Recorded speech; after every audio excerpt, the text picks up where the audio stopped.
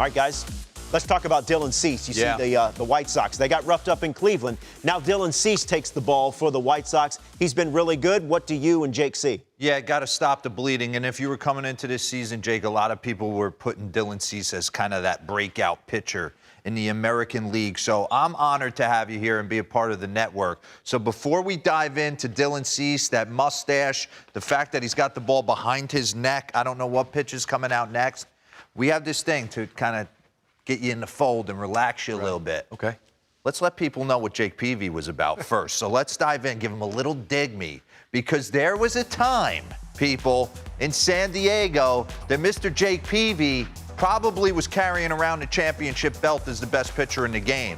That little 07-08 window, pack a lunch with what you were doing. Cy Young Award winner. And kind of just take me into, I'm going to bring up a board right here to support it before we get into this fastball. Bring up the numbers with Peavy. Take a look at this. ERA leaders from 2007, 2008. Minimum. And we all know how good Johan was. CC was an absolute beast. And I would make an argument if I was listing the top 5 starting pitchers that I had the most difficult time with. Brandon Webb would be right in that list somewhere. I didn't even see where that ball. It started over second base and came back, and then Timmy the Freak Lincecum. So I'll tell you what I saw from the opposing dugout, but kind of take me inside that mindset of Jake Peavy. 2007, 2008, you talk about being a guy who competed, but well, what was the separator? I think for me, D-Road, 2004 was kind of, it started with me. Yeah. I'd been in the big leagues a few years, but I won 15 games in 04 and won an ERA title. And at that point in time, I said, look, I can do this, and I belong. 05, I think I was right around the league leaders in strikeouts. And so I felt like I was on my way to a #1 starter. Then we signed Greg Maddux. Greg Maddux is responsible for 2007. Really? The award was won unanimously. Rick Sutcliffe, Greg Maddux, obviously disciple and raised him, kept saying, it doesn't mean anything if you win this thing and it's not unanimous. Greg Maddux sat by me, made me so much better, and true story, y'all, won his 5th Cy Young through me that year, took me to another level to where you're mentioned in the greats of the game. Just simplicity. That's what I'm sitting on the bench with Doggy. Greg Maddux, he would talk about that all the time. If a guy couldn't hit a certain pitch, he wasn't trying to set you up. Don't overthink it. Don't overthink it. Greg was unbelievable. How about this? Rest of your starting pitchers eating ice cream, messing around upstairs. Mad Dog on the bench. The game starts, Greg Maddux is there on the bench. For years, sat next to Bobby Cox, some of the greats of the game. To have Darren Balsley, pitching coach in San Diego, we had just got rid of Bruce Bochy, brought in Bud Black, pitching guy. Pitching guy's my manager. Darren Balsley, great pitching coach. Greg Maddux, teammate. It led to those 2 seasons, as you see. Okay, I want to dive in. You tell me if I'm wrong here. When I remember Jake Peavy, the ability to bring back that 2-seamer away to a right-hander, run this. It almost looked like it started in a left-handed batter's box. Got him. Well, yeah, and again, Greg Maddux learned craft there of starting the ball off. There's a 4-seamer trying to stay true, and really, Greg Maddux, when you have to go against those left-handed batters, throwing it at their hip was a big thing. You're seeing 4-seamer there in Chicago. So pause this real quick. Did you realize, bring up the spin rate board on his heater, because we're kind of trying to modernize this a little bit. Did you realize you spun your fastball like this? I didn't. This was, there was none of this talk when we were around about spinning the ball. I certainly worked on spinning the ball every night and sat in the dugout. Well, we sit with a baseball in our hand every night, so make your living with this thing, and you always are worried about spinning it. I had no idea that I was spinning it at a high rate or what would be considered good. You just had ride through the zone. And the 2-seamer you talk about, you're a 2-seamer and a 4-seamer guy. Were you always that as a kid coming up? Did you just throw a 4-seamer and then learn the 2-seamer in the minors, or was it vice versa? As teaching kids, if you can learn to throw the ball with some accuracy with 2 seams, the ball's going to move, and movement is everything. Execution, but you want late movement. Yeah. I think early in my career, I was just heaving it down the middle. The great late Roy Halladay.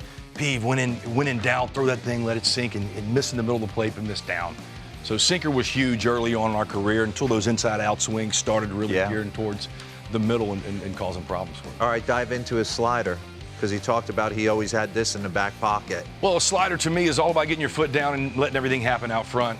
What do you mean by that? Pause that real quick. What do you mean by that? Well, to me, your adrenaline works against you as a pitcher. You're moving downhill, but the last thing you can do is overextend with this stride and try to throw this slider from back here. So for me, my only thought process with a slider was slider from the catcher, and I would think front shoulder closed, shorter stride. Your stride is maybe an inch shorter, but when I think short stride, my foot's down.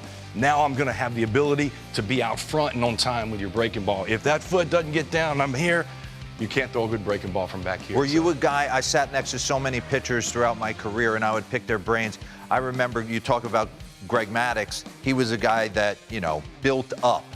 When I got to Nationals 2012, sitting next to Jordan Zimmerman, he's like, D-Row, I'm ripping every pitch as hard as I can until they come get me. What was your style? I was letting it eat as well. I didn't believe in holding nothing back. I remember the first time they said, look, we're going to pitch to contact. And I said, look, I'm Operation Punch Out right here. Nothing bad can happen if you strike the guy out. The only bad thing that can happen is the ball can go to the dugout or the backstop, and that's actually a good thing because you can strike 4 out in the inning, I'm Operation Punch Out. Look at Andrew Jones back in the day. His son's about to be the first pick in the draft. Drew Jones at it. Yeah, just stay closed. You'll think, when a good slider comes out, you'll think front shoulder closed, foot down, and then you let it eat out front. And then you talk about reinventing yourself. Yeah, you see, like that's far from a little cutter. I just didn't have the arm speed, and I've been put back together right here. Dr. Anthony Romeo put me back after a torn Latin.